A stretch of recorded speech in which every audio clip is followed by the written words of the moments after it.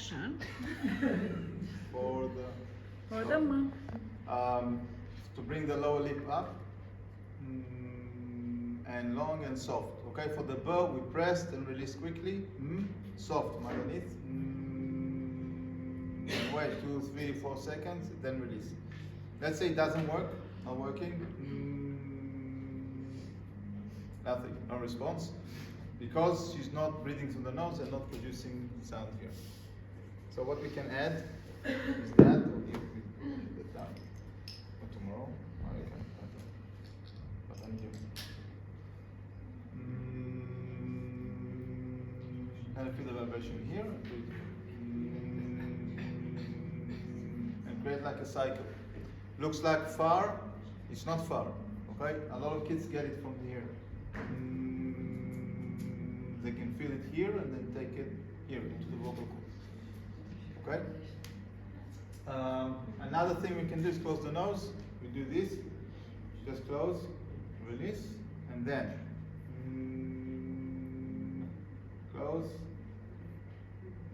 release.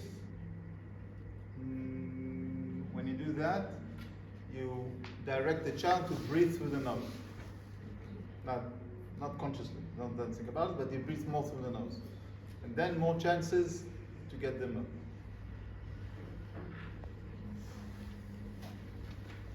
Hello? No. Okay.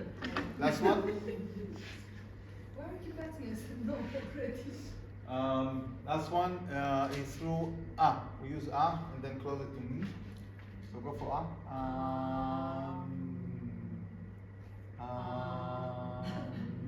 So it's like riding on the voice. It comes from the A, the vocal cord, and then you close the lips. And the voice is still there, you get M. Okay? It's easier. Okay? It looks easier. But not so easy. Okay? All the techniques that you see for all the consonants and vowels, there's no hierarchy there. There's no. For some kids this will work, for others something else will work. Some things will work in more, like there's more or high probability. Okay, works more for more kids, but it doesn't mean that the next kid's going to be the same. So you need to try everything. Whatever works, you go with it. Okay, it's not like this will work for sure. No.